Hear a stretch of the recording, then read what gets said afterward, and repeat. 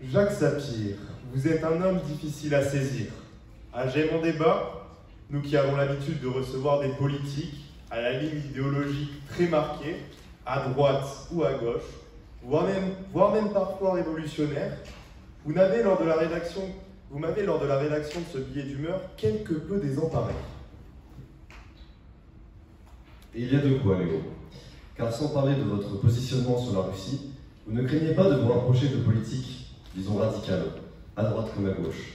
En témoigne votre soutien au Front de gauche en 2008, votre rapprochement avec Nicolas Dupont-Aignan en 2012, ou encore la parole d'un ancien ministre de l'économie, Pierre Moscovici du Parti socialiste, qui vous qualifie d'économiste d'extrême droite, ce qui soulève une vague d'indignation au sein de la gauche radicale vous soutenant. Pourtant, recevoir une pique d'un membre du Parti socialiste aujourd'hui, c'est un honneur assez rare. Pour être souligné, car si les étudiants de GEM après une SAT ont des extinctions de voix, le Parti socialiste, lui, est en voie d'extinction. Mais attention, vous n'êtes pas un politique, du moins pas encore. Vous me direz, après la candidature de Coluche et de Zemmour qui vient compléter la liste des humoristes à se présenter, vous seriez sûrement plus crédible pour une candidature. Et cela s'explique par votre métier, à savoir économiste. C'est en réalité de ce côté-là que l'on entrevoit une cohérence de vos apparitions dans la vie politique du pays. Vous défendez des positions économiques hétérodoxes. Vous plaidez entre autres pour une dissolution de la zone euro, proposition qui vous suit depuis quelque temps, et vous vaut d'être cité dans des tweets du compte europhobe. Quel honneur! Mais revenons sur votre parcours qui vous a mené à faire du souverainisme la clé de voûte de vos idées. Vous êtes né en 1954. Fils d'un père né à Moscou et d'une mère française, ils se sont rencontrés dans la Résistance en 1943. Vous débutez vos études au lycée Buffon à Paris, vous intégrez Sciences Po Paris avant de soutenir une thèse de doctorat à l'école des hautes études en sciences sociales, au sein duquel vous allez prendre la direction du centre d'études des modes d'industrialisation.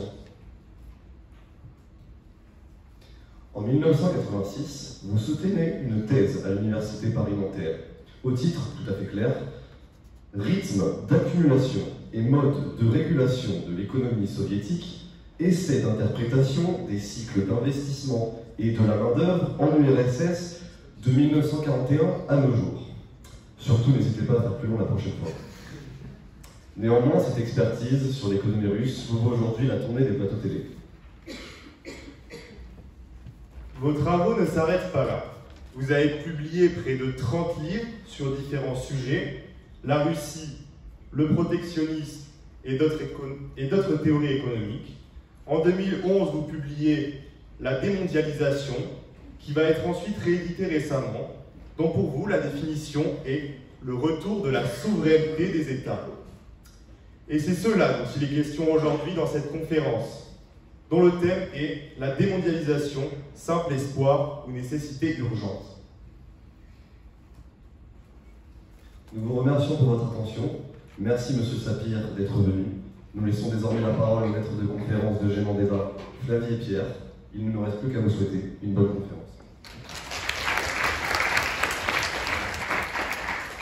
Merci à vous pour ce billet d'humeur. Pardon, je vais passer à votre présentation. Je vous laisse le micro et la parole. Merci bien. Attendez. Merci bien. Bon, donc, je suis venu évidemment vous parler de la démondialisation, et si on peut lancer, voilà.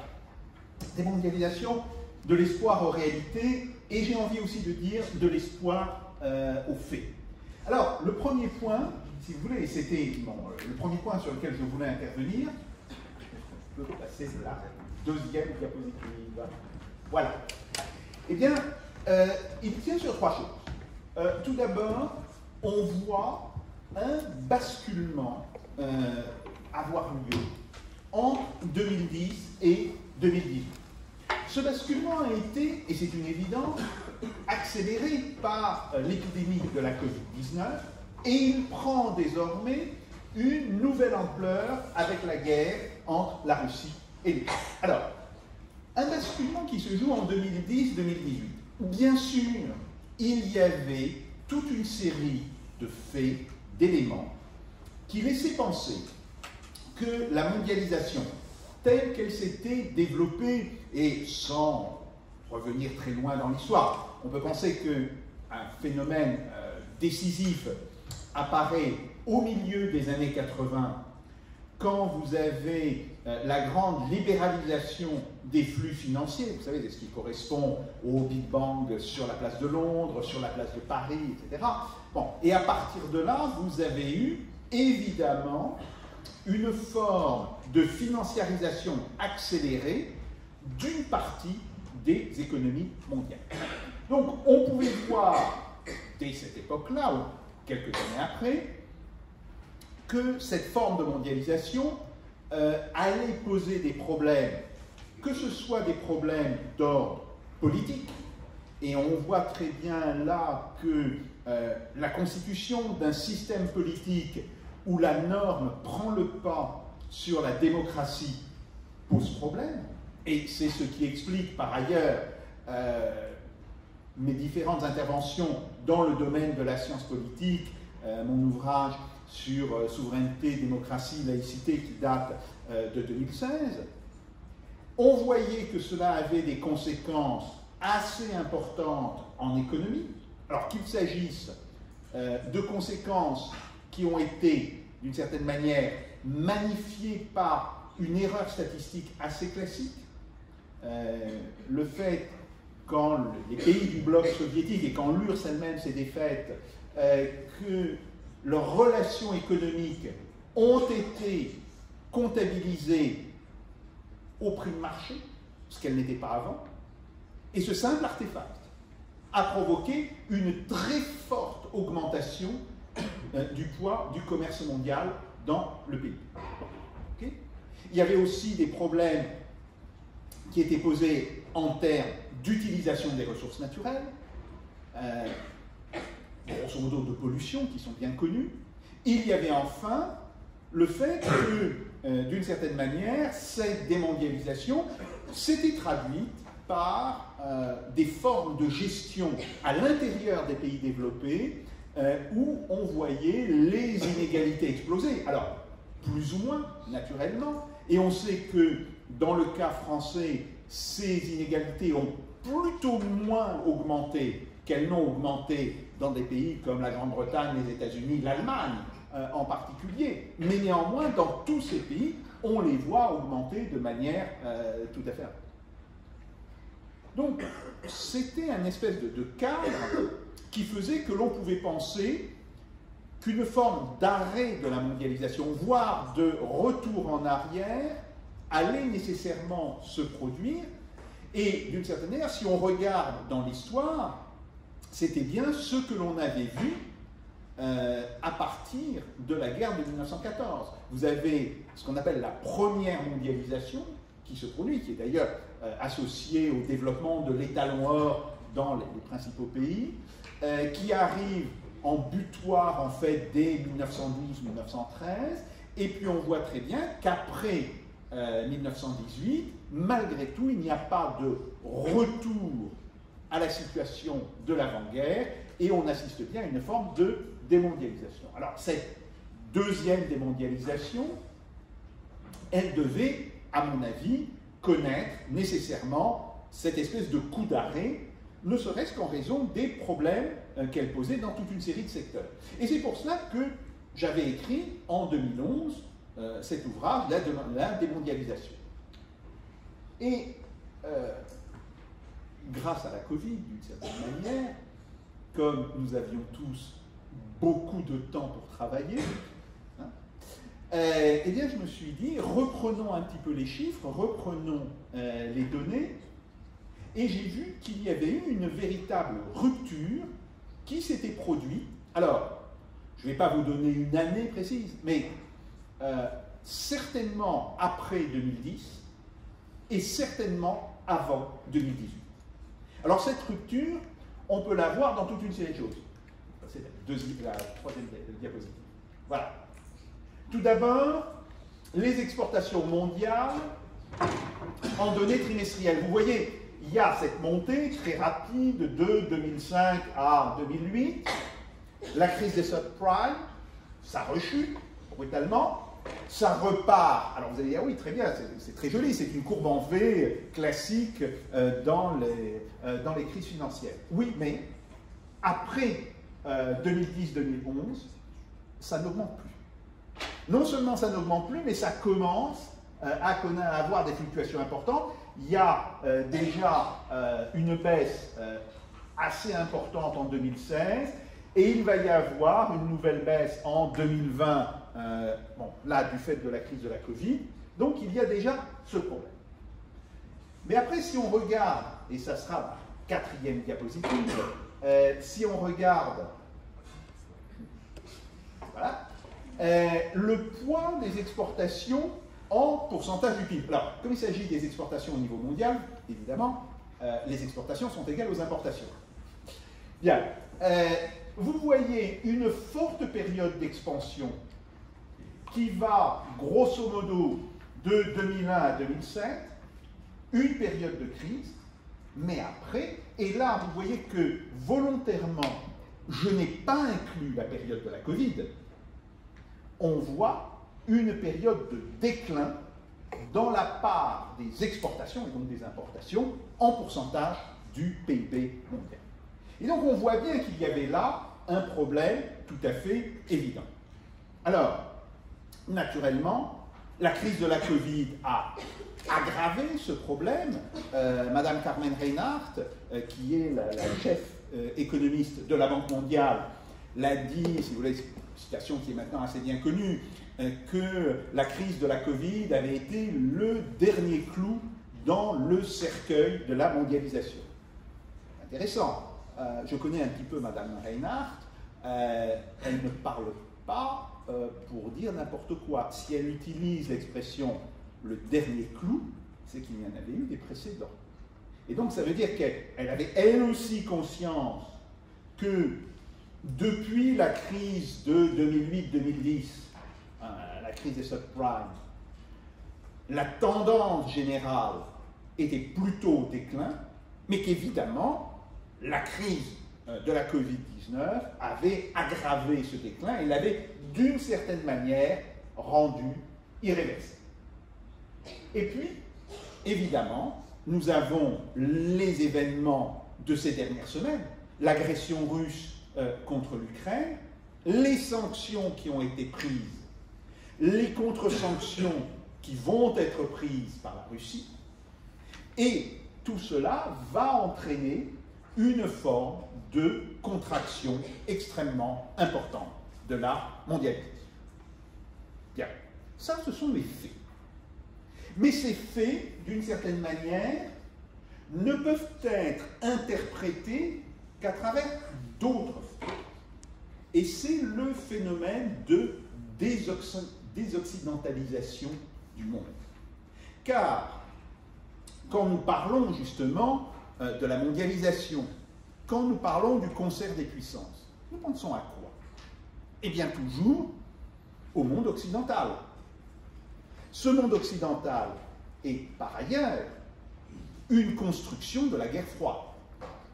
C'est quoi le monde occidental? Grosso modo, c'est l'OTAN. Les États-Unis et leurs alliés, plus quelques pays hors zone qui sont connus pour être des alliés des États-Unis. Le Japon, la Corée et le Canada. Donc c'est ça qui constitue, d'une certaine manière, notre référence. Mais le problème, c'est que cette référence, autant elle avait un poids tout à fait réel dans les années 1990 et le début des années 2000, autant son poids actuel a très fortement réduit. Et donc, j'en arrive à mon deuxième point. Derrière ce phénomène de la démondialisation, nous avons effectivement la désoccidentalisation du monde. Alors tout d'abord, il y a une perte de puissance des pays occidentaux, quelle que soit la manière dont on peut le mesurer. que ce soit par rapport au G7, au G7 élargi, etc., voire même aux pays de l'OTAN, vous verrez, il y a une perte de poids spécifique qui est tout à fait considérable. Mais par ailleurs, cette perte de poids spécifique s'explique aussi par la montée des pays de l'Organisation de coopération et de sécurité, vulgo l'Organisation de Shanghai.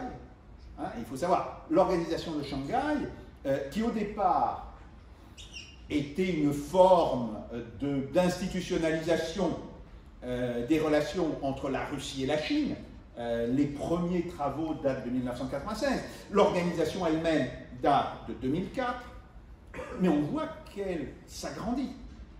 Et en particulier, l'Inde désormais en est membre. Et c'est pas rien diplomatiquement de faire cohabiter l'Inde et la Chine sous le même toit. Le Pakistan en est membre. Pas rien non plus de faire cohabiter le Pakistan et l'Inde dans la même organisation. Et donc, on voit bien qu'il y a là quelque chose qui est en train de se passer. Et puis on a évidemment les BRICS. Vous savez, Brésil, Russie, Inde, Chine, Afrique du Sud. Alors les BRICS, au départ, c'est une idée de financier. Il faut toujours le rappeler. Les premiers qui ont parlé des BRICS, ce sont des opérateurs boursiers qui se sont dit, ah ben oui, il y a des marchés émergents qui sont intéressants, sur lesquels on peut faire des bonnes affaires, etc. Et évidemment, les performances des marchés financiers ne sont, à long terme, je ne parle pas du court terme, mais à long terme, ne sont en réalité que le reflet d'évolutions importantes au niveau des économies réelles. Et donc, nous avons aussi cette montée des BRICS, et ce qui est intéressant, c'est que la Russie et la Chine ont cherché à organiser les BRICS. Ce n'est plus simplement un simple terme sous lequel on va ranger un certain nombre de pays dans les statistiques. Vous avez désormais une banque des BRICS, située en Chine. Vous avez des flux d'investissement privilégiés. Et donc, vous voyez qu'il y a quelque chose qui se constitue à ce niveau-là. Et enfin, le dernier point, c'est les matières premières. Et on peut aller un peu plus loin. Il y a aussi des matières qui sont, je dirais, fabriquées. Prenons le cas de l'aluminium.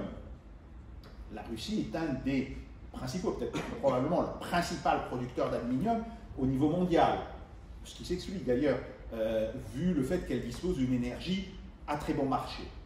Vous avez aussi les produits dont on se sert pour fabriquer les engrais. L'urée. Là encore, la Chine et la Russie en premier lieu, est le premier producteur mondial d'urée. Vous avez les métaux. Bref, les matières premières élargies, aujourd'hui, vous donnent le poids réel des économies. Alors regardons un petit peu les chiffres. Premier point, le poids du G7 dans l'économie mondiale. Ah bah oui, c'est assez spectaculaire. Le G7 représentait en 1985 51% du PIB mondial. Et c'est considérable. Autrement dit, 7 pays font plus de la moitié du PIB de la planète. Et puis vous voyez que c'est quelque chose qui descend extrêmement rapidement, qui en 2021 ne représentait plus que 31%, une perte de 20 points, et qui est appelé à continuer à descendre pour atteindre en 2025 probablement 29%. Bon, ça, ce sont les prévisions qui sont faites par le Fonds monétaire international, mais au moins on peut dire que les données pour 2021, ça, on en est sûr, et on est à 20 points en dessous. Alors regardons maintenant la comparaison. Eh bien, j'ai représenté dans la part dans le PIB mondial en pourcentage, et le PIB mondial est là calculé en parité de pouvoir d'achat. Je vais revenir sur cette question. En bleu, les alliances occidentales, G7, et G7 élargi, avec l'Australie et la Corée du Sud, et en rouge, voire en orange, l'Organisation de coopération et de sécurité, autrement dit l'Organisation de Shanghai, et en vert les BRICS. Eh bien, vous voyez qu'en 1992, grosso modo, les BRICS sont à 15-16% du PIB mondial. Alors que les pays du G7 et les pays du G7 élargi sont encore entre 46 et 48%. Donc, ils sont très supérieurs. Hein. Ça veut dire une richesse 3 fois supérieure. Mais aujourd'hui, eh bien, vous voyez que le G7 est égalé, voire dépassé par l'OCS et les BRICS, hein, on est là un petit peu au-dessus de 30%, et que même le G7 élargi, eh bien on voit que les BRICS commencent à se rapprocher très fortement de lui, et très probablement, pour ce qui concerne le G7 élargi, eh bien nous aurons un croisement des courbes vers 2024-2025. Donc ça veut dire une chose qui est extrêmement importante, si vous voulez, cette espèce de graphique en goulot de bouteille. Ça veut dire que le monde est en train de changer. Et qu'il est en train de changer extrêmement rapidement. Alors, jamais oublier une chose, c'est que, bien sûr, les BRICS, c'est une alliance économique, mais que l'Organisation de coopération et de sécurité, c'est une organisation aussi militaire. En réalité, l'OCS, elle investit 3 domaines.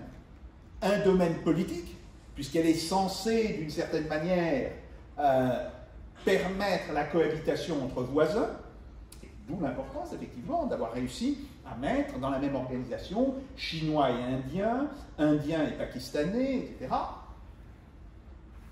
Mais c'est aussi une organisation économique, et qui développe en particulier un système de transport à l'échelle de la masse terrestre eurasiatique. Et enfin, il faut savoir que l'OCS mène des manœuvres communes tous les ans. Et des manœuvres qui ne sont pas des manœuvres d'état-major. Lors des dernières manœuvres, vous aviez, grosso modo, 50 à 60 000 militaires qui ont pris part, essentiellement des Russes, des Chinois, des Kazakhs, etc., mais avec un petit contingent indien, un petit contingent pakistanais, autour de cette idée de lutte contre le terrorisme. Donc, c'est important de voir qu'on a, avec l'OCS, une organisation qui est la seule organisation post-guerre froide, si vous voulez. Il n'y a pas eu, dans le monde occidental, de création d'organisation post-guerre froide équivalente. C'est la seule organisation qui est à la fois politique, économique, militaire. Et cette organisation, ben, elle arrive à peu de choses près au niveau du G7. Alors, si on regarde le dernier tableau, enfin, dernier graphique, on fait la même comparaison en rajoutant le Bélarus à l'OCS. Alors pourquoi? C'est évident, le Bélarus est complètement aligné sur la Russie, et il fait par contre d'une autre, il fait partie d'une autre organisation, l'OTCS, l'Organisation du Traité de coopération et de sécurité, qui elle est une organisation qui rassemble les pays de l'ex-Union soviétique. Alors, le Bélarus a le titre d'observateur à l'OCS, et il ne peut pas en devenir membre. Parce que pour devenir membre de l'OCS, il faut avoir un poids en Asie. Alors la Russie, évidemment, mais le Bélarus ne l'a pas. Donc, ils ne sont pas formellement intégrés dans l'OCS. Tout le monde comprend qu'ils le sont. Bah, regardez l'OTAN sans la Turquie, parce qu'on voit bien que la place de la Turquie dans l'OTAN est aujourd'hui très problématique. Eh bien, en termes de poids économique, ces deux alliances sont désormais à égalité, alors que l'écart en 1992 était considérable. 15% pour les pays qui allaient par la suite constituer l'OCS, 43%, 3 fois plus, pour les pays de l'OTAN.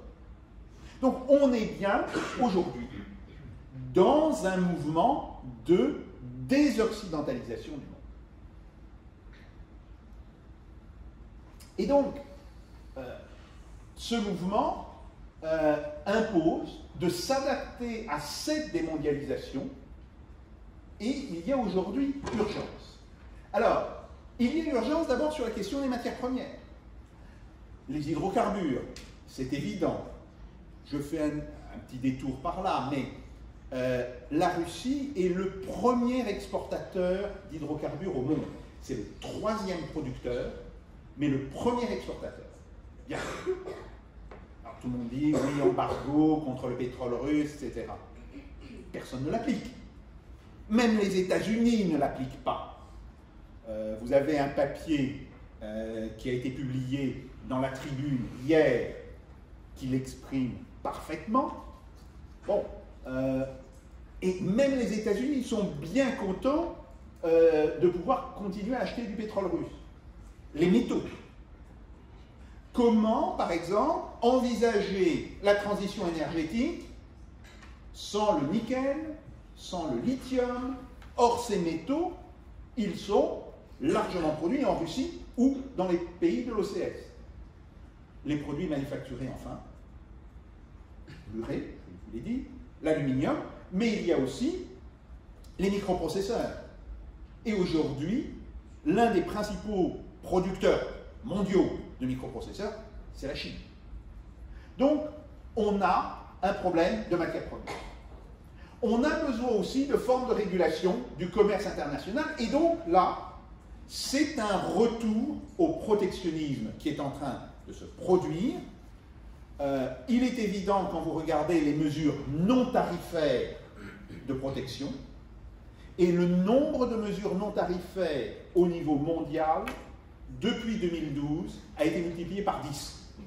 Donc on est de toutes les manières rentré dans une logique de protectionnisme, mais fondamentalement, ce protectionnisme doit assurer la protection ou le développement des secteurs qui sont cruciaux pour chaque économie, et il garantit un développement normalement plus équilibré que l'économie.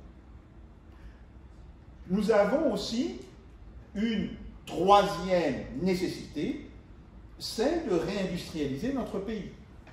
Alors, c'est quelque chose dont on a pris conscience avec la crise de la Covid-19. On aurait dû en prendre conscience avant, si vous voulez. Mais au moins, reconnaissons à l'épidémie ce fait d'avoir réussi à faire pénétrer dans les cerveaux des gens qui nous gouvernent le fait que, ben oui, la France s'est massivement désindustrialisée. Et vous avez un discours assez intéressant d'Emmanuel Macron qui dit « Ah oui, mais on pensait dans le temps qu'on pourrait toujours acheter à n'importe quel pays les biens dont on avait besoin. »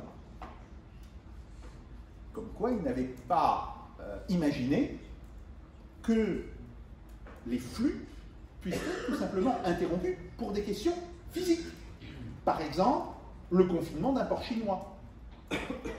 Et là, on voit qu'il y a un véritable problème au niveau de la réindustrialisation. Alors, bien sûr, la Covid-19, ça avait posé ce problème à travers les respirateurs, les masques. Bon. Mais la sortie de l'épidémie de la Covid-19 nous a bien montré l'importance de ce problème de réindustrialisation. Aujourd'hui, l'industrie automobile européenne travaille à 60% de ses capacités. Pourquoi? Parce qu'elle manque de microprocesseurs, tout simplement. Et donc, on se rend compte que le temps sur lequel on pouvait disposer sur étagère de tous les produits dont on voulait, ce n'est plus le monde actuel. Comment réindustrialiser? Et surtout, comment réindustrialiser différemment de ce que l'on a fait par le passé? Parce que je ne vais pas développer là-dessus, mais vous avez le problème de la transition énergétique qui va se poser. Et vous savez, on ne change pas un mix énergétique en 3 ans ou 5 ans.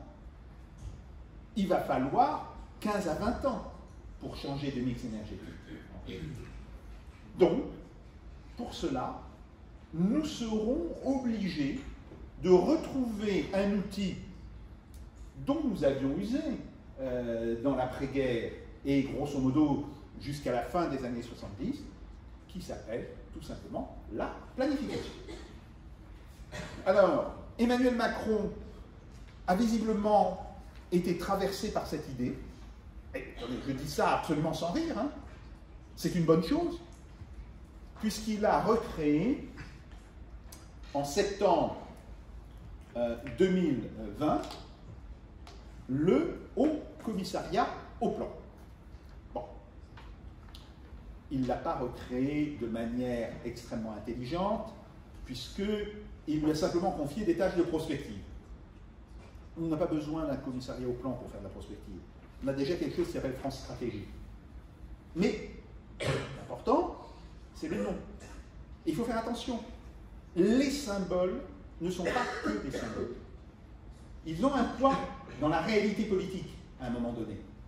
Le fait qu'Emmanuel Macron se soit senti obligé de reparler de planification veut dire que nous avons commencé ce virage, certes lent, certes de manière incertaine, mais qui va nous ramener vers cette idée de la planification.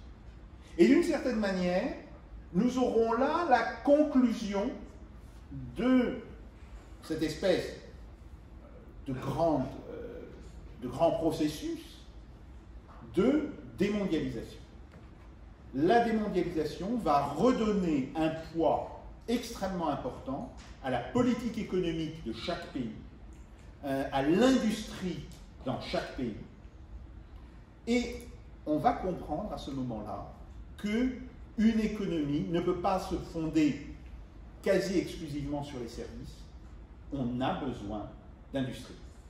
Bien sûr, pas de l'industrie du 19e siècle, ni du début du 20e siècle, mais on a néanmoins besoin d'une industrie. Et donc, c'est le dernier point sur lequel j'aimerais que vous réfléchissiez un petit peu. Dans quel monde allons-nous vivre dans les 20 ou 25 ans qui viennent? Eh bien, je suis persuadé que ce monde verra les activités de service baisser en pourcentage au profit des activités directement industrielles. Merci.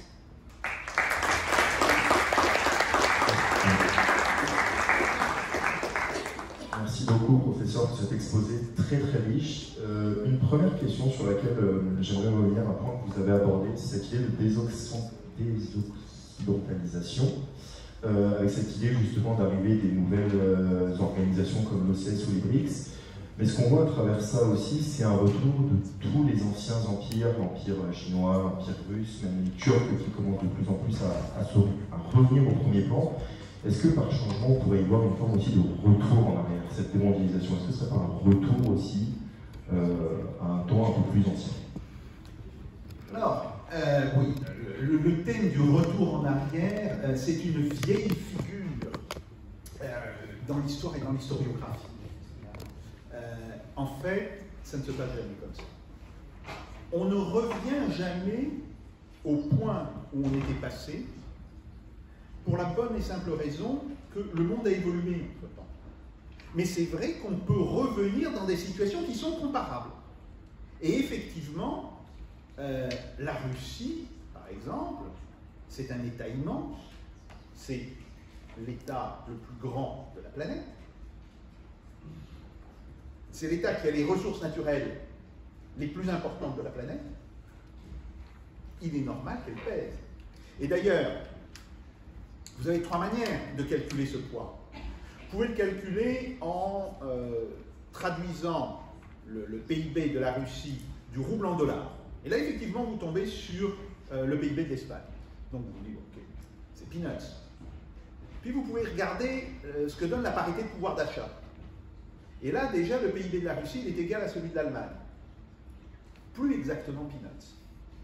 Et puis vous regardez quel est le poids de la Russie sur toute une série de flux critiques. Hydrocarbures, métaux, produits fabriqués à partir justement des hydrocarbures ou des métaux. Et là, le poids de la Russie, il représente pratiquement 10% du PIB mondial. Donc, selon la manière dont vous regardez, vous voyez que la Russie, soit vous la considérez comme quelque chose de négligeable, soit vous comprenez que c'est quelque chose qui n'est pas exactement négligeable. Même chose sur l'Inde et la Chine. Enfin, il est clair que deux pays qui font l'un et l'autre à peu de choses près, bon allez, à une France près, 1,5 milliard d'habitants, ça pèse.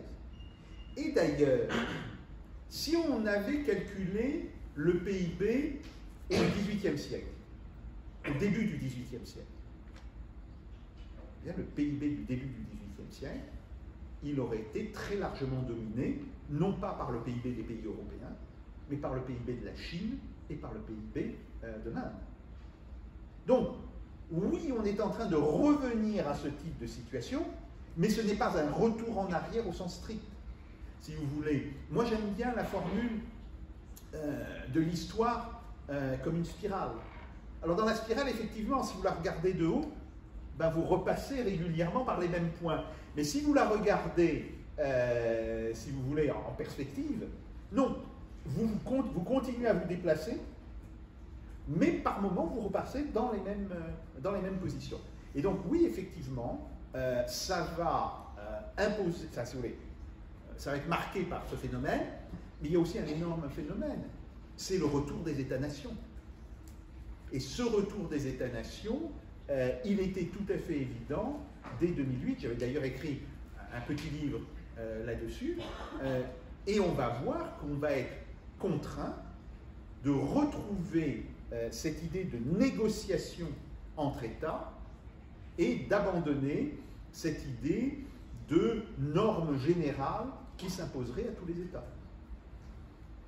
Justement, sur cette question des États-nations, vous parlez d'une démondialisation progressive. Comment voyez-vous la réorganisation des échanges? Est-ce que vous pensez qu'on va plus vers une régionalisation des échanges?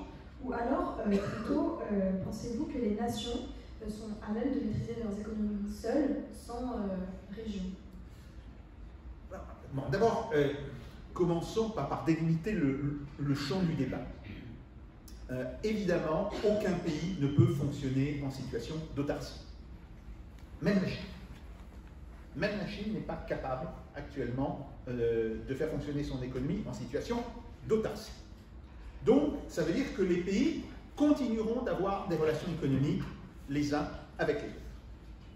Maintenant, ces relations, elles vont être plus développées avec certains qu'avec d'autres. Et là, qu'est-ce qu'on voit?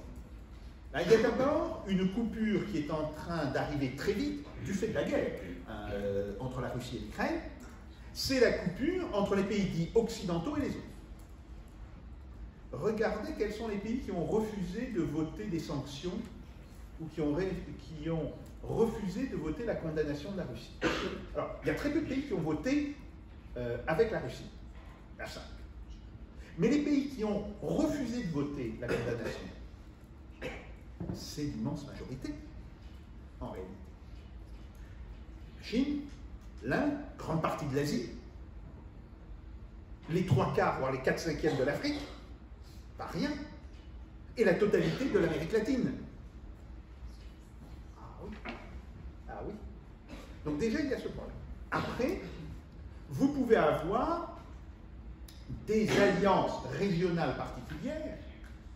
On voit bien que la Chine, sous le vocable des routes de la soie, cherche à développer ses débouchés à partir de la mer de Chine orientale, et ça va aller vers l'Inde, vers les pays du Golfe, vers l'Afrique.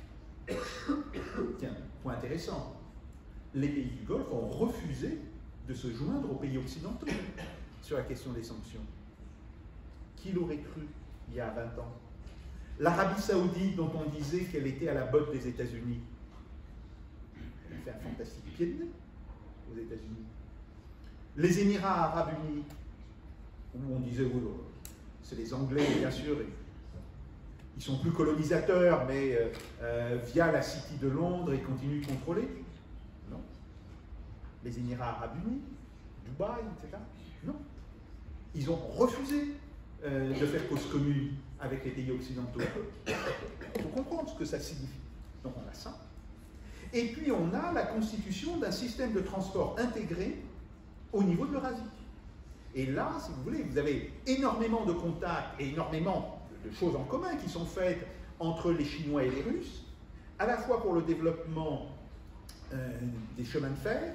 Alors il y a un grand projet qui est en train de se mettre en place. La Russie modernise son chemin de fer et alors, se fixe comme objectif que les trains de marchandises voient leur vitesse commerciale doubler.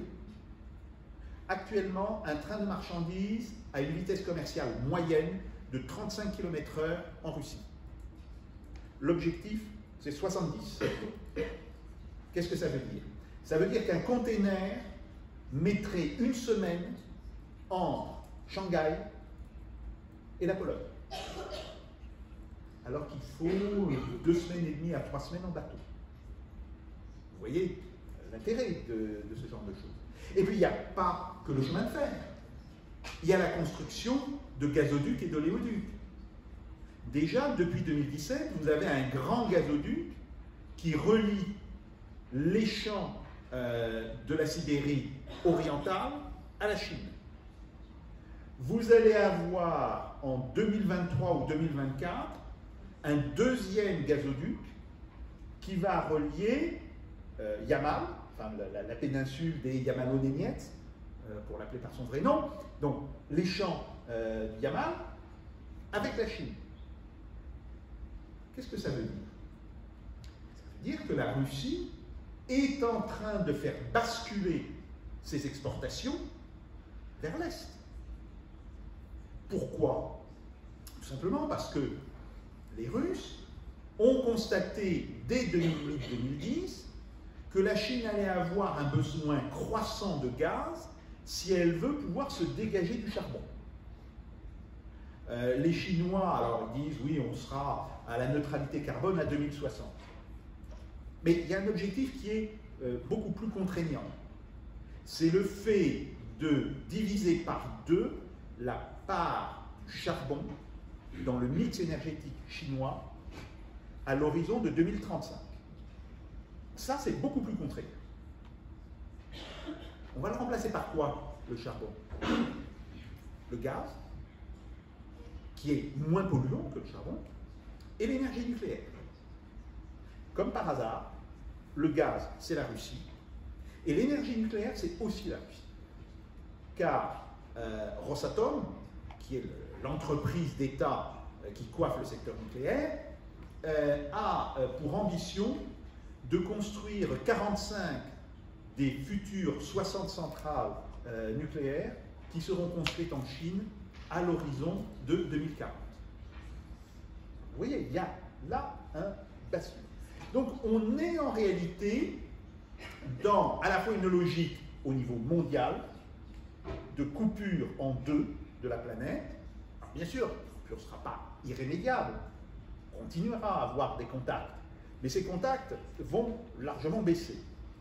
Et puis, des organisations régionales, alors certaines au niveau du continent eurasiatique, d'autres au niveau de ce qu'on appelle les routes de la soie, et qui correspondent en réalité à la forme d'expansion navale de la Chine, et le fait que la Chine, elle recherche des matières premières, des matières agricoles, et de ce fait, elle regarde énormément vers l'Afrique pour cela.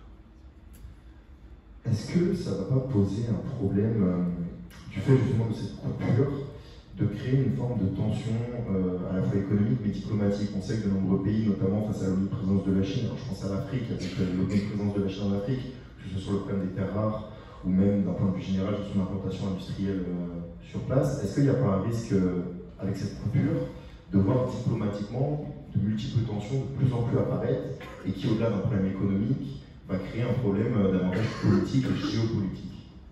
Alors, les tensions, elles existent déjà. Et elles existent depuis longtemps.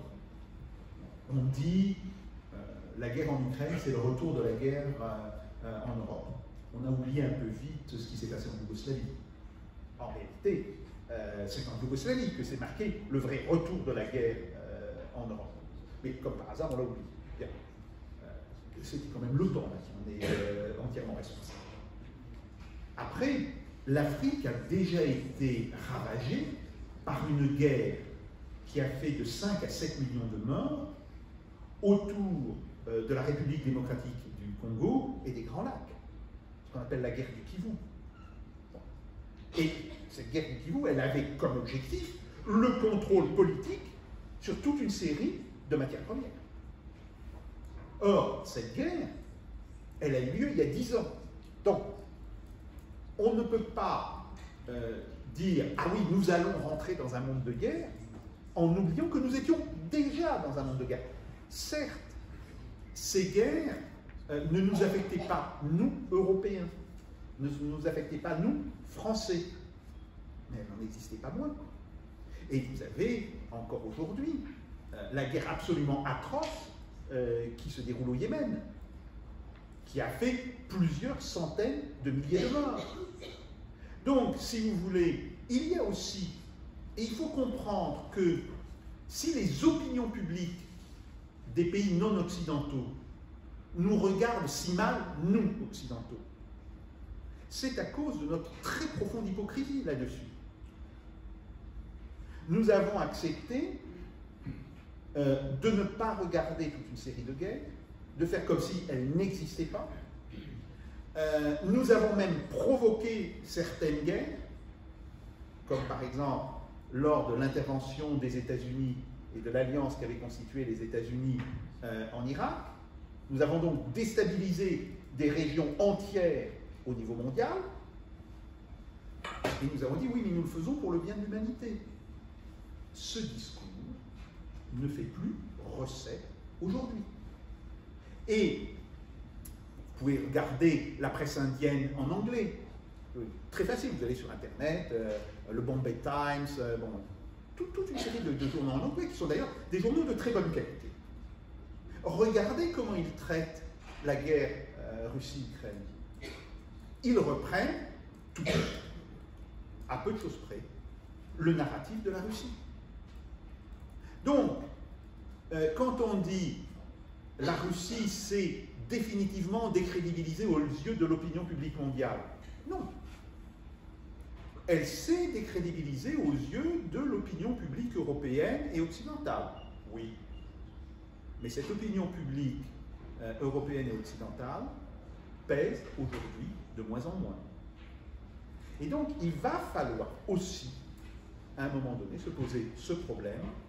Comment pouvons-nous reprendre contact avec des opinions publiques des pays arabes, des pays du Golfe, des pays africains, et aussi de l'Inde, excusez-moi, 1,5 milliard d'habitants, voire de la Chine, là ça va être plus difficile, puisqu'on est sur une régie qui est extraordinairement autoritaire. Bon, mais comment va-t-on pouvoir retrouver le contact avec ces populations qui sont aujourd'hui les populations les plus importantes et qui sont surtout les populations dont le potentiel de développement est de très loin le plus important.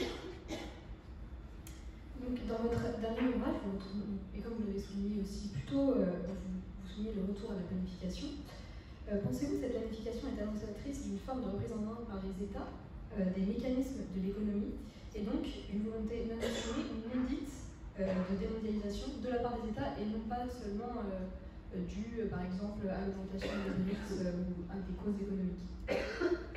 Alors, si vous voulez, là, il faut regarder un petit peu historiquement comment s'est posée la question de la planification. Vous savez, elle s'est posée lors de la Première puis de la Deuxième Guerre mondiale.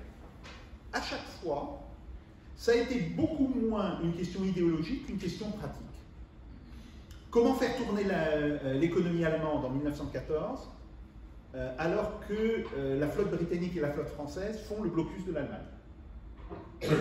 Les Allemands, ils ont dû se poser le problème de la répartition de ressources rares. Et pour ça, ils ont dû planifier. Même chose sur l'économie française. Vous savez, l'économie française rentre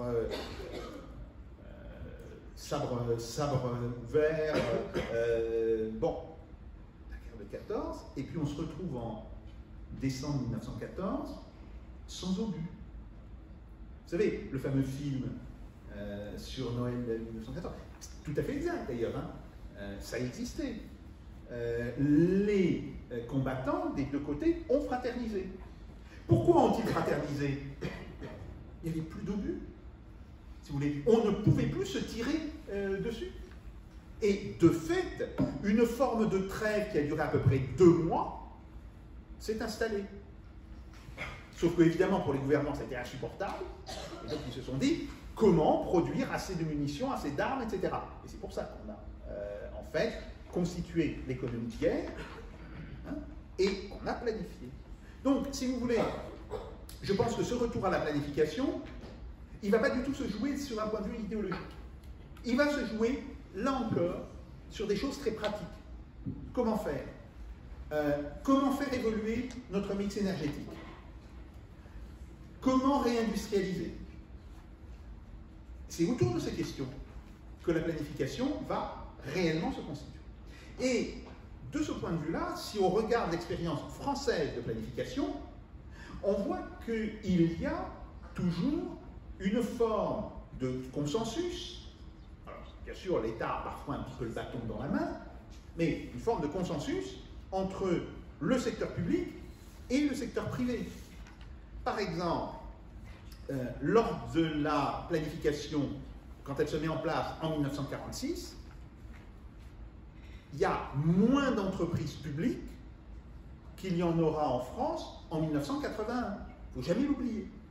Et pourtant, la planification fonctionne. Donc, c'est beaucoup plus une réponse pragmatique à des problèmes importants qui va induire cette planification qu'une forme, je dirais, de présupposé idéologique. Est-ce que vous pensez que cette planification, au vu aujourd'hui de la propriété privée qui s'exerce sur les grands moyens de production, elle est réalisable en tenant compte en même temps de toutes les contraintes aujourd'hui qui sont nées, notamment liées au développement durable, des questions par le mix énergétique, des questions à la fois écologiques et de ce type-là? Je vous ai répondu. En 1946, l'économie française était largement de propriété privée. Bien sûr, on avait punitivement nationalisé Renault. D'accord. On avait nationalisé les charbonnages. On n'a pas nationalisé les aciéries, hein. Uniquement les charbonnages. C'était tout. Et pourtant, ça a fonctionné. Alors, il faut toujours rappeler une chose. La propriété privée, c'est bien beau, mais il y a toujours besoin de lois qui restreignent la propriété privée. Vous achetez une voiture, on est dans le cadre de la propriété privée. Est-ce que vous pouvez la conduire n'importe comment? Est-ce que vous pouvez la conduire à n'importe quelle vitesse dans n'importe quel endroit? Non. Vous acceptez parce que vous comprenez que sans ça, utiliser votre voiture serait extrêmement dangereux. Vous acceptez des formes de réglementation. Qu'est-ce que c'est que les formes de réglementation? C'est des formes de limitation de la propriété privée. Et donc, c'est ainsi que va se constituer, en réalité, la planification.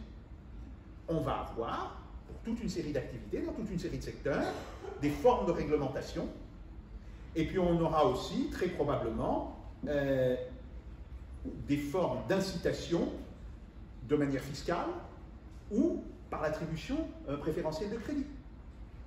Mais, si vous voulez, dans le cadre d'une planification à la française, et quand je dis à la française, c'est le même modèle qui a été utilisé en Inde, qui a été utilisé au Japon dans les années 50 et dans les années 60, il n'est pas besoin de nationaliser la totalité des activités, loin de là. Et au contraire, le fait que ces activités restent privées donne à cette planification la souplesse nécessaire pour s'adapter à des phénomènes imprévus qui peuvent arriver que ce soit par exemple sur le secteur industriel ou tout simplement l'innovation. L'innovation est une source d'imprévu dans la production industrielle.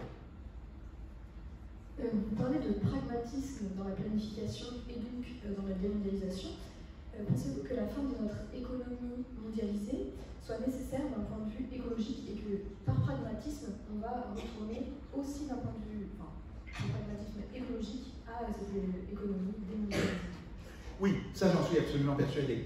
Le rêve, comme quoi la finance verte serait assez puissante pour contraindre les différents pays d'adopter des mix énergétiques vertueux, est un rêve. Il faut le dire en tant que tel. Il faudra des décisions, donc des décisions politiques, donc des décisions qui impliqueront le vote des citoyens. Le problème qui s'est posé, par exemple, sur la hausse des prix du diesel, le mouvement des Gilets jaunes. Alors, par ailleurs, je signale qu'on est aujourd'hui à des prix qui sont nettement au-dessus des prix que l'on avait en 2018 quand la crise a démarré, quand la crise des Gilets jaunes a démarré. Mais ces problèmes-là devront être traités. Nous avons d'une part la nécessité de modifier notre mix énergétique. Nous avons d'autre part une forme d'organisation territoriale qui, d'une certaine manière, est issue de l'ancien mix énergétique et qu'il va falloir faire évoluer dans le même temps. Grosso modo, le fait que nous avons un tissu de grandes métropoles, puis de villes moyennes, qui en règle générale, pas toutes heureusement, ont tendance à se dépeupler du fait des métropoles, du fait de l'attraction métropolitaine. Et puis des campagnes qui, elles, sont laissées à la désertification. Cette structure, pour le dire vite, avec l'abandon d'une partie des transports publics au niveau, si vous voulez, des relations ville moyenne, métropole, dans les métropoles, les transports publics fonctionnent. Mais là où ils fonctionnent beaucoup moins bien, c'est vers les villes moyennes et vers les campagnes. Ben, ça implique la voiture individuelle.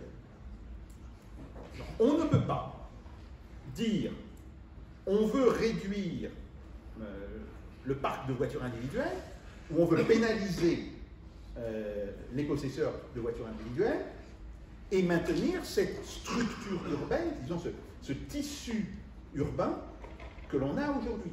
Donc ça veut dire qu'il faudra planifier à la fois l'évolution du mix énergétique et des formes de modification extrêmement importantes de notre tissu urbain.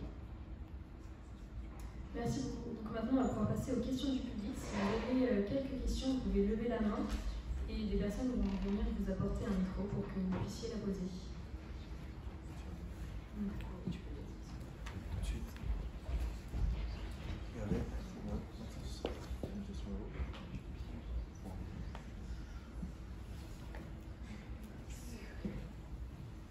Là, il y en a où ensuite? Bonjour Monsieur Sapir, merci pour votre exposé. J'avais une première question, ça concernait la courbe que vous avez présentée au tout début, donc la courbe au niveau des exportations. Vous avez précisé que vous aviez enlevé la partie Covid pour montrer la vente d'exportation. Donc moi ma question c'est quelles étaient vos perspectives d'évolution de l'exportation en dehors de la crise Covid? Alors, si on fait abstraction de la crise Covid, il est clair que l'on aurait continué à baisser. Maintenant, pas au même rythme. Et on voit bien que la crise Covid n'a pas été un simple accident, si vous voulez. Elle entraîne, de fait, des modifications structurelles dans les économies qui accélèrent ce processus. Après, comme malheureusement, on a aussi la guerre en Ukraine, déterminer qu'est-ce qui sera dû à des questions géopolitiques, aux restructurations des économies du fait de la crise Covid, ça va être un peu difficile. Bon, ça promet pour les 4-5 prochaines années des empaillages entre économètres qui vont être assez spectaculaires. Mais ce que l'on peut dire, c'est que la combinaison de ces facteurs va accentuer la tendance à la baisse. Ça, on peut le dire. J'avais une seconde question. J'avais une seconde question, donc en fait ça concernait aussi la consommation tout simplement occidentale. Pourquoi? Parce que l'une des tendances aussi c'est le fait que la classe moyenne en général a eu un gain de pouvoir d'achat, ce qui a fait qu'on consommait énormément, surtout en Europe, on consommait de la part des pays émergents. Là, dans cette mesure où vous parliez aussi de démondialisation et de désindustrialisation, on sait qu'une grande partie de la consommation c'est des biens importés de l'étranger. Donc dans ce cas-là, comment on pourrait vraiment se détacher, vraiment se démondialiser, sachant qu'on a eu des habitudes de consommation en tant qu'occidentaux, donc on est toujours aussi dépendant des prix assez faibles de produits à l'étranger. Alors, il faut d'abord savoir une chose, c'est que le prix du transport va probablement supprimer tout un avantage pour des produits bas de gamme. Vous savez qu'aujourd'hui, le prix de location du container est 3 fois et demi celui qu'il était avant la crise de la Covid. Il est monté à 7 fois. Et là, il semble s'être stabilisé autour de 3 fois et demi. C'est quand même considérable. Le prix du transport, c'est pas que ça. C'est le prix du mazout. Pour faire, si vous voulez, pour que les porte-containers viennent de Chine jusqu'à ici. Quand vous avez un pétrole qui va s'installer de manière stable au-dessus de 100 $ le baril, ça va encore coûter plus cher. Donc, globalement, on va se rendre compte que pour des produits, même des produits dits bas de gamme, même des produits à faible valeur ajoutée, il va être plus intéressant de les produire chez nous ou près de chez nous, tout simplement parce que sur ces produits-là, les coûts de transport représentent déjà une part importante. Quand le produit contient beaucoup de valeur ajoutée, le coût de transport est relativement faible, en proportion. Mais évidemment, il est très important dans un produit où il n'y a pas beaucoup de valeur ajoutée. Et comme on peut penser que les prix de transport, le coût du transport, va être multiplié par 2 ou 3 de manière stable dans les années qui viennent, eh bien, ça veut dire qu'on va refaire du t-shirt, peut-être pas simplement en France, hein, mais peut-être qu'on le fera en Italie, peut-être qu'on le fera en Tunisie, en tous les cas, beaucoup plus près de chez nous que ce qu'on faisait avant. Est-ce que ça va poser un problème aux consommateurs? Alors, d'abord, le consommateur en général n'existe pas. Vous avez des consommateurs. Vous avez, grosso modo, des gens dont le pouvoir d'achat est déjà terriblement contraint. Et là, ne serait-ce qu'en raison de l'inflation que l'on va connaître dans les prochaines années, il faudra avoir des politiques de protection et de protection salariale. Et donc, on va revenir, personne n'ose le dire, mais regardez, Emmanuel Macron, hier, sur TF1, a dit oui, peut-être on va revenir à l'indexation sur, si je suis réélu, à l'indexation des retraites. L'indexation des retraites, ça faisait un bout de temps qu'elle avait été supprimée. D'ailleurs, c'est un scandale qu'elle ait été supprimée, par ailleurs. Mais le simple fait, ça fait partie d'un mouvement où on conçoit bien aujourd'hui qu'il va falloir protéger une partie de la population. Après, les classes moyennes, très clairement, va se poser le problème de leur pouvoir d'achat, mais aussi de leur choix de consommation. Or, déjà, la répartition entre épargne et consommation est en train de se modifier pour les classes moyennes, si vous voulez. Et ça, c'est un point extrêmement intéressant. Bon, on parle toujours de ces 120 à 160 milliards d'épargne supplémentaires qu'avaient engendré les vagues de confinement. Bien. Si vous regardez bien la dispersion, vous vous rendez compte que 20% de la population ont fait 80% du volume. Et que vous avez au contraire les 25% les plus pauvres de la population qui ont désépargné dans ces périodes-là. Qu'est-ce que ça veut dire? Ça veut dire qu'il y a d'abord un impératif d'une action fiscale pour corriger ce déséquilibre. Ça, c'est un premier point. Et puis maintenant, vous regardez qu'est-ce qui se passe. Bon, il n'y a plus de confinement. Est-ce que la consommation est repartie? Non. Ou plus précisément, bien sûr qu'elle est repartie par rapport au point bas dans lequel on était vers le mois de juin 2020. Bien sûr qu'elle est repartie. Mais elle n'a pas atteint, si vous voulez, de manière lissée, le niveau qu'elle avait l'année 2019. Ça veut donc dire que des ménages qui ont les moyens de consommer et les moyens d'épargner ont modifié leur répartition entre consommation et épargne. Ça, c'est un point important à avoir en tête. Et là-dessus, on peut probablement, à travers différentes formes d'incitation, amener ces ménages à réorganiser leur forme de consommation et à maintenir un taux d'épargne relativement élevé dont on aura besoin nécessairement pour réindustrialiser.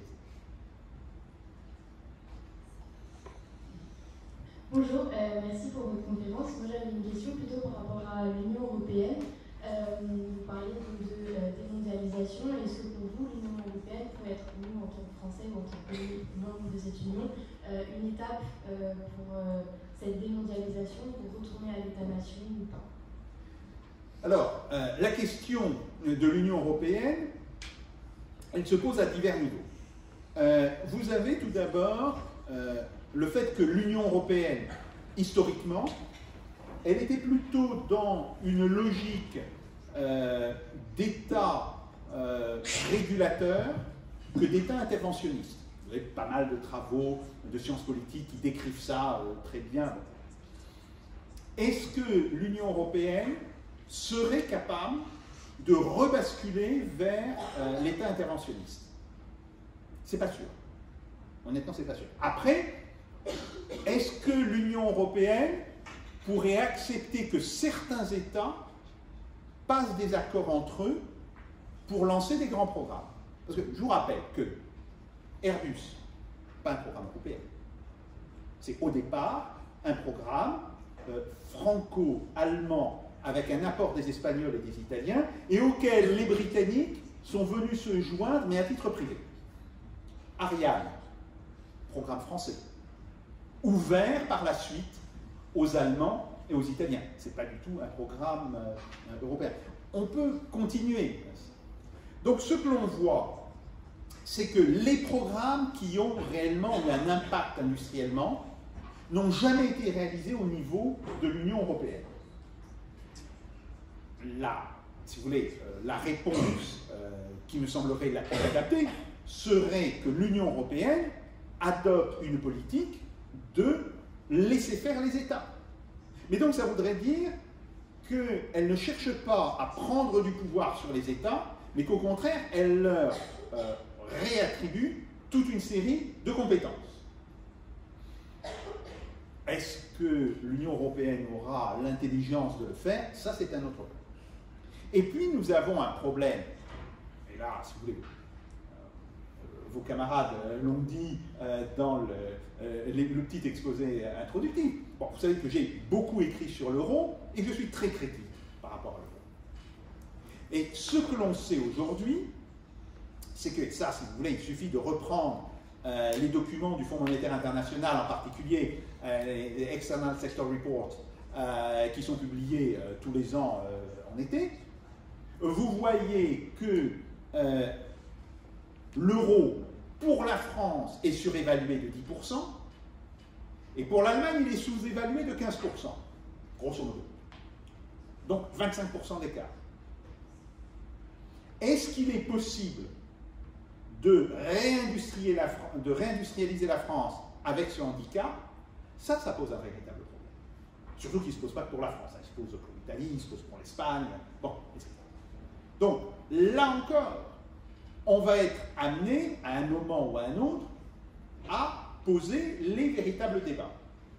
Mais si vous voulez, mon expérience, pas ce que je pensais au début des années 2000, mais c'est ce que je pense maintenant, c'est que les États, les organisations internationales ne discutent sérieusement des choses que quand ces choses sont devenues des éléphants dans le couloir.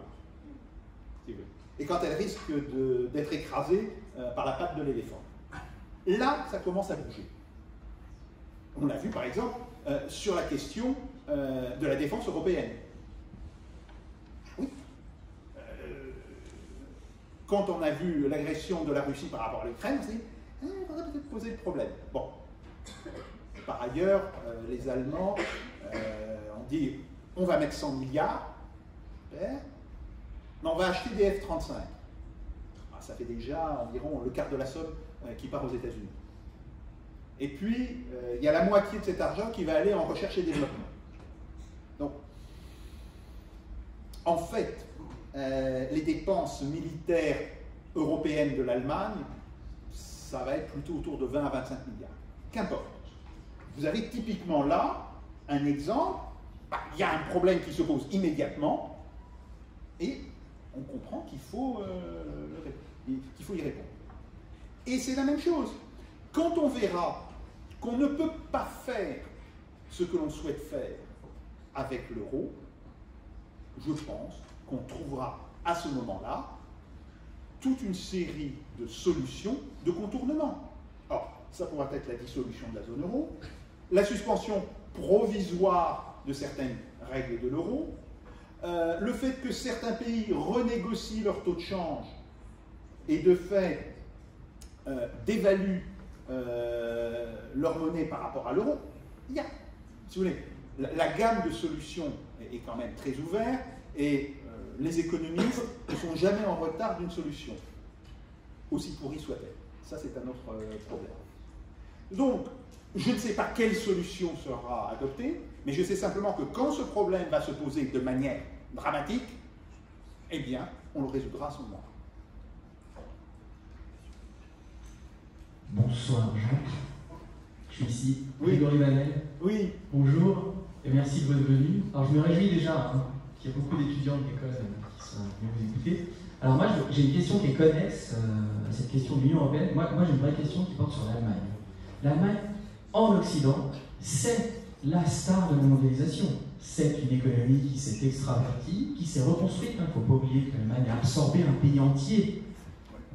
C'est quand même un traumatisme énorme, à la fois pour l'Allemagne de l'Est, mais aussi pour l'Allemagne de l'Ouest. Et qui s'est construite depuis 30 ans sur une extraversion absolument phénoménale, parce qu'on a eu certaines années, plus de la moitié de la croissance allemande qui dépendait de ses exportations. Et là, moi, je me pose la question, non seulement de l'Union européenne, mais du modèle de croissance allemand. Et ma question est la suivante, et ce n'est pas une question facile parce qu'elle nous ramène à des problématiques historiques extrêmement difficiles à résoudre. C'est la question du statut de l'économie allemande dans l'Europe.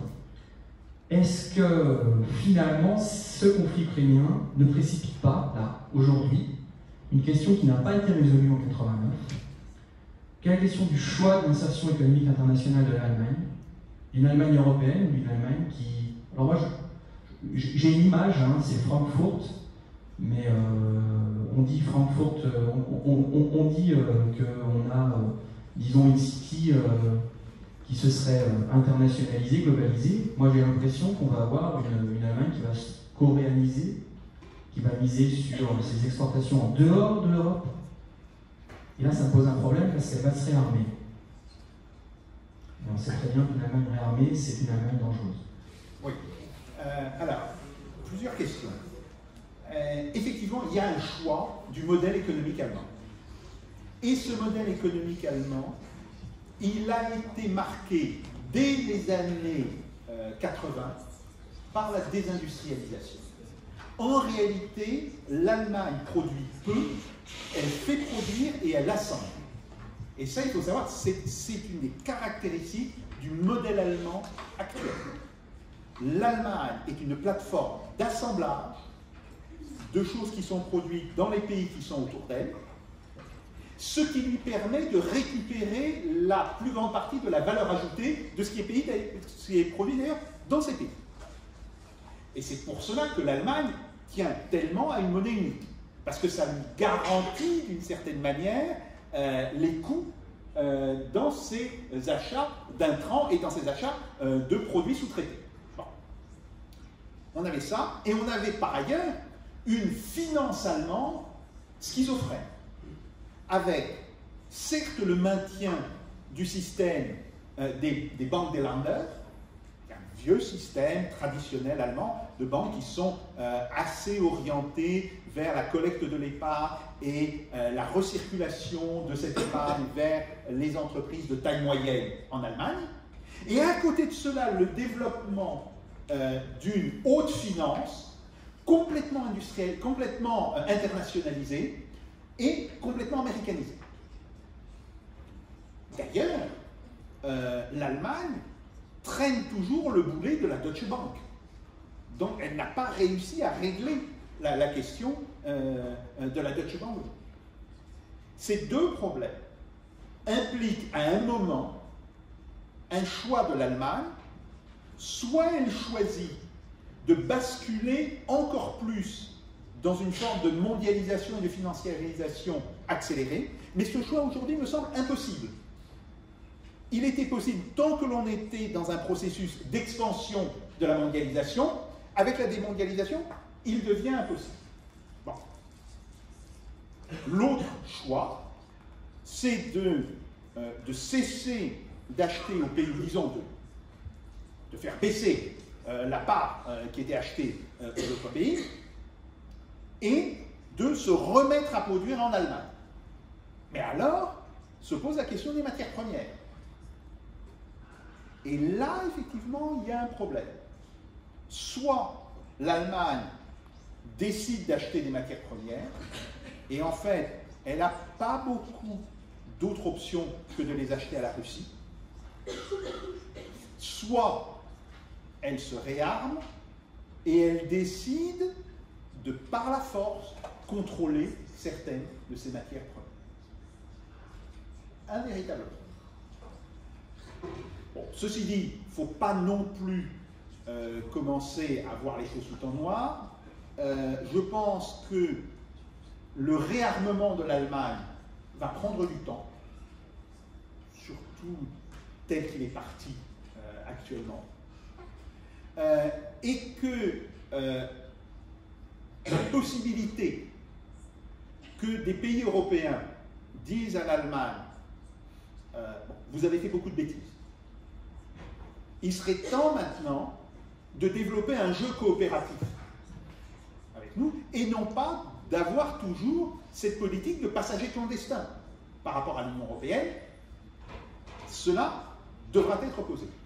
Sauf que pour pouvoir poser cette question, il faut que des pays comme la France, l'Italie, l'Espagne, la Belgique, voire les Pays-Bas, se mettent d'accord. Ça, c'est malheureusement un peu compliqué. Donc, nous allons avoir une période de très grande incertitude, tant économique que politique, en Allemagne. L'Allemagne, qui a été pendant longtemps vécue comme un pôle de stabilité en Europe, va devenir un pôle d'instabilité. Et évidemment, on peut toujours craindre le pire, mais on peut aussi penser que ce pôle d'instabilité, si on sait s'organiser pour faire pression sur le gouvernement allemand, pourrait nous donner l'opportunité de ramener l'Allemagne dans un cadre réellement européen. C'est, à mon sens, l'un des enjeux principaux de ces 15 prochaines années. Merci beaucoup, professeur. On va s'arrêter là-dessus. On a bientôt fini. Je vous remercie énormément pour votre venue. C'est une conférence intense. Je remercie donc l'ensemble de l'association J'aime mon débat qui nous a encore magnifiquement organisé la conférence. Je remercie bien évidemment nos partenaires, l'école en premier lieu, qui nous permet donc d'avoir l'auditorium à disposition, qui nous permet de vous recevoir, et le Crédit Mutuel, notre partenaire privilégié aussi. Je vous remercie énormément d'être venu là, d'avoir pu profiter de cette conférence, et donc je vous souhaite à tous une bonne soirée. Encore merci beaucoup, professeur, pour votre intervention. Merci beaucoup.